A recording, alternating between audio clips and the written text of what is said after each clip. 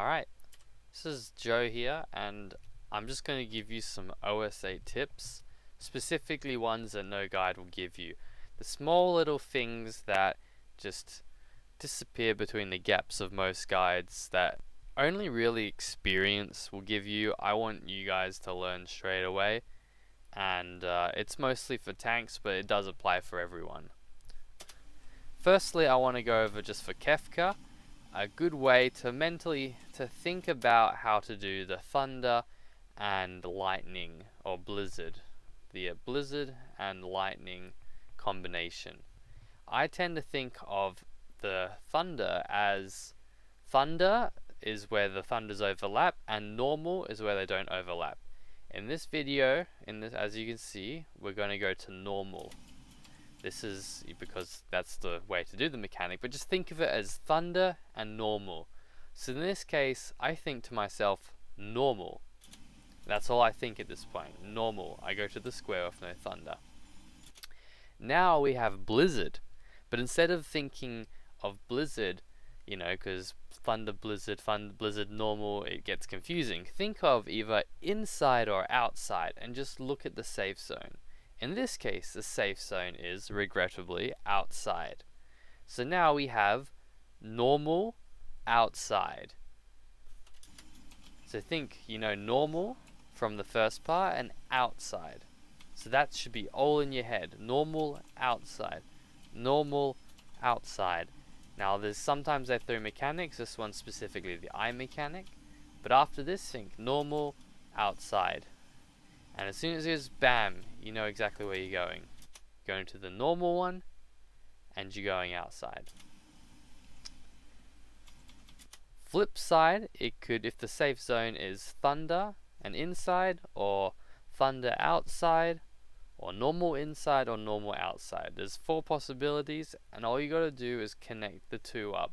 This is how I think about it, this is how I call them out. It's a lot easier because of the way blizzard can both be in and out, and it's a lot easier. They're going thunder, fake thunder, blizzard, fake blizzard. Just think of thunder in terms of the squares, and then blizzard inside or outside. Alright, for the next part, God Kefka, you want to tank him directly in the middle. This is for the main tank. There are no exceptions, and you don't get a lot of time to do this. He needs to be directly over 1. I recommend putting 1 here just because it makes it easier to know where the middle is, and this is also important for big trine later on, but you need to nail this. He needs to be directly over it. He starts casting literally soon afterwards, so you don't get a lot of time there. You just have to get good at it by getting a, first you need to feel for your ping. I find sometimes with my high ping, he takes a while to respond, but all tanks have a good idea of that. Just make sure you nail this every time. As you'll see, the reason why is for this, you want the circles to be even. If you tank him too far forward, the DPS won't have any space, and because of most of the strats, the 2 DPS have to fit in 1 space. So you can kind of try and give them more space, but at the end of the day, the middle. And if anything, rather than closer to the top, you want them closer to the bottom, because it's easy for healers and tanks to do this part. They just move in. Always get them in the middle before that mechanic. Next is going to be the, I think this is double wing. If you look at the bosses, see how the bosses has a hit mark, the circle at the bottom. As the main tank, you kind of stand just inside. Everyone else should be outside, almost like I'm standing on the second line. Although as long as you're inside, that should be enough. When it goes off, you should always be the one hit, and if we look at this, you can see the circle it makes and how everyone else is outside. And that circle, the purple circle, kind of ends at just where his red circle is. Although the purple, you know, if the main tank's slightly closer, the purple circle can be slightly higher. But always do this. Never forget this. Main tank must always be inside the red circle of the boss. I've wipe plenty of times because the main or the off tank who takes the boss at some stage just forgot about this, and one of the other healers got killed and wiped everyone.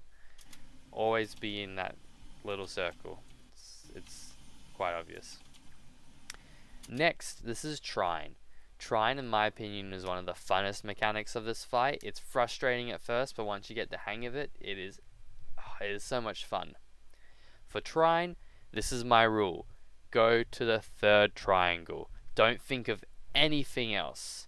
As long as you're on the third triangle, you can move to a place that used to have a first triangle or a second triangle. Ideally, you want to move from a third triangle to a first triangle because it gives you the most time. In this video, I believe that's what I do. But for people who are aware and smart and proactive, you can move from a third triangle to a second triangle. It's a lot tighter, but you can do it. You need sprint and you need to be on the ball, but you can do it. Knowing that makes this mechanic so much easier, because all you gotta do is look for the third triangle, go to it, and just run to the safe spot. If you're aware enough to see if it's a first or second triangle that's next to you, that's great. However, do not go to a third triangle if it's next to another third triangle because they explode at the same time. This has probably hit me hardest because sometimes you just don't know. But here you can see the first triangle.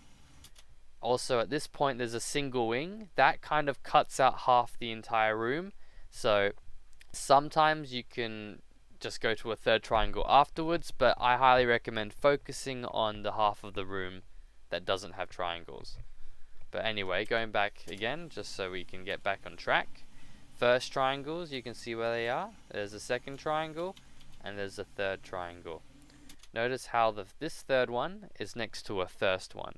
I noticed this, and that's where I'm running. However, underneath me was also a second triangle. I could have moved there too. It would have been a lot tighter. I have done it, but it just comes down to practice and experience. But ultimately, you want to go to a third triangle, and as soon as the first triangles, you run. As the main tank, you cannot go to a third triangle. You cannot run to a safe spot that's in the middle.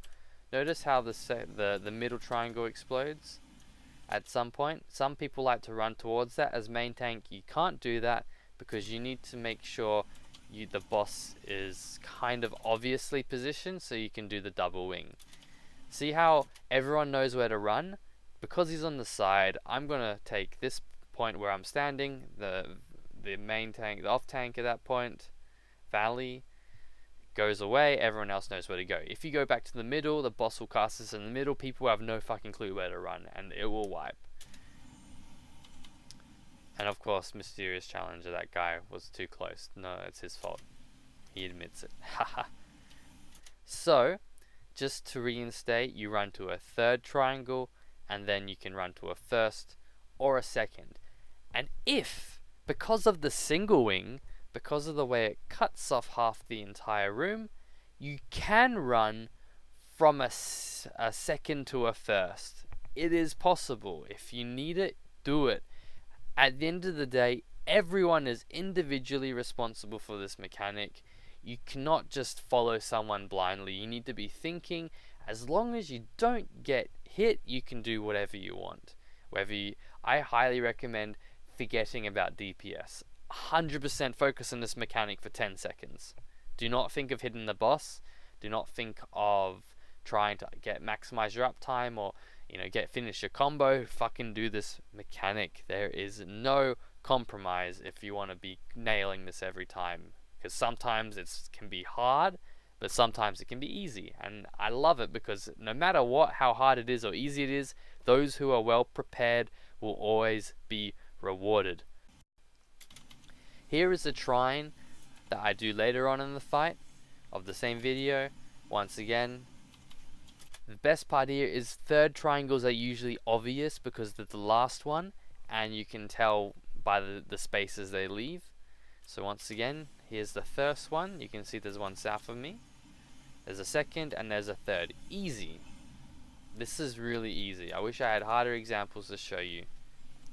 Just again, this point, it's good to notice that these triangles, while they're far apart, they overlap. The circles overlap. The safest point at any time to wait around these triangles is in the middle of one of the sides, which is where everyone generally is, because it's the closest to get to the other triangle without being near the circles, and that's where the AoEs come from. So here, just run straight here, and because I'm the main tank, I'll be staying here, and it's obvious, everyone knows where to go.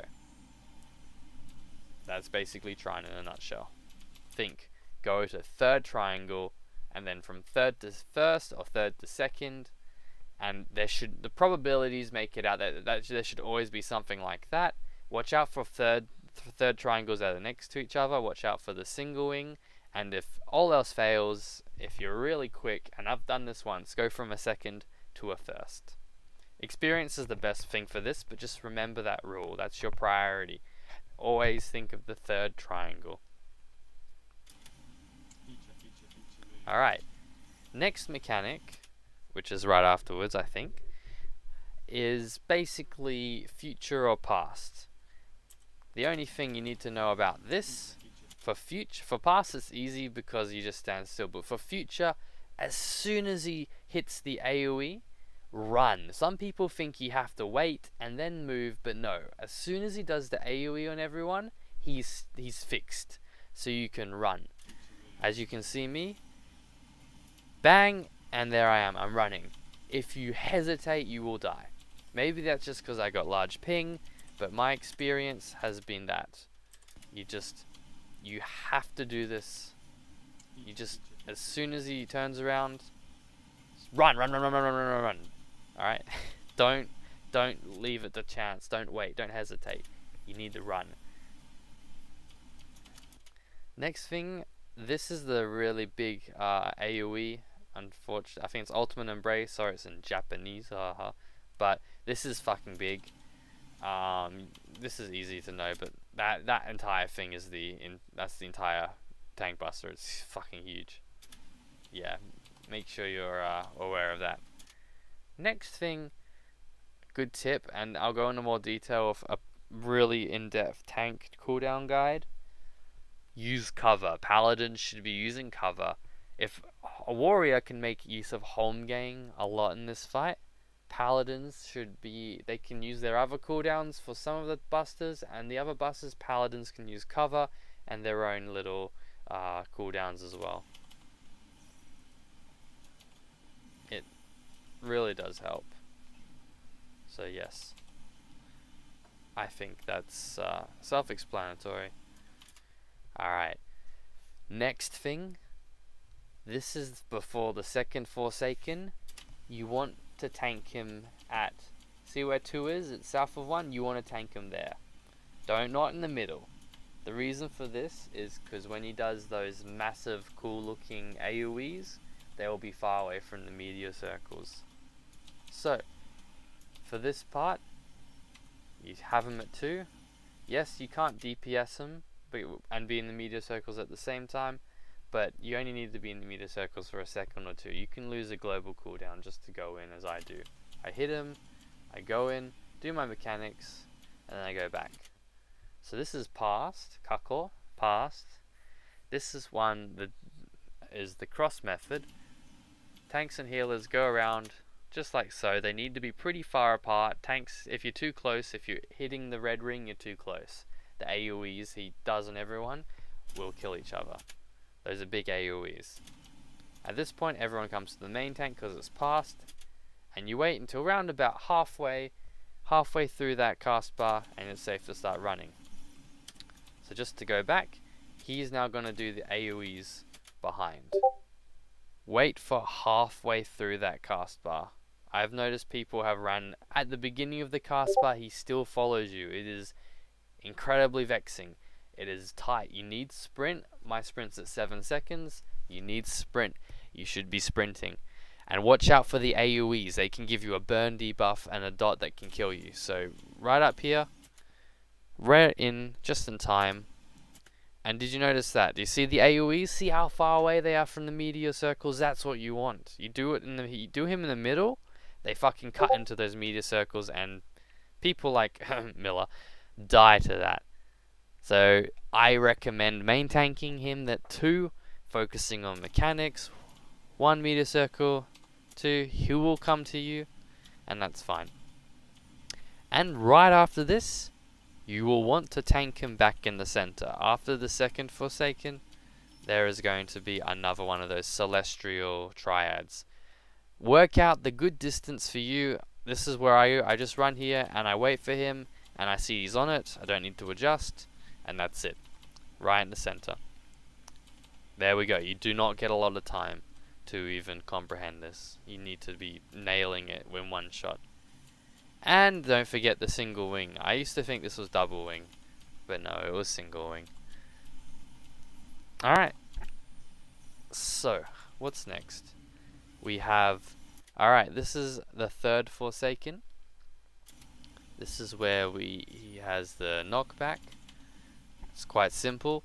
The point I want to point out here is not the knockback, it's the second one, which is the sleep or the going crazy. The sleep or the confusion. For tank, this is from a tank point of view, but it should be obvious from most people, except DPS, but thankfully this isn't targeted at DPS, it's targeted more at tanks and healers. All you need to do to look at your tether after the first meteor circles and the big tank buster, look to the left. See, immediately you can notice that I am tethered to the lower statue, just because of the angle. All you gotta do is a quick look, and you look back, and you immediately make your decision based on that. You don't need to run anywhere. Most people should know this. If I go back in time, you'll see that. Ready? I have a look. Yep. All done. All good. You should be spread out enough that you don't have to confuse your tether with anyone else. And after you move to the middle, and all good. Here's the fourth Forsaken, so later in the fight, once again, I get the other one this time, see how it's a lot higher, and immediately start moving. Do not compromise on that, you need to be straight away moving.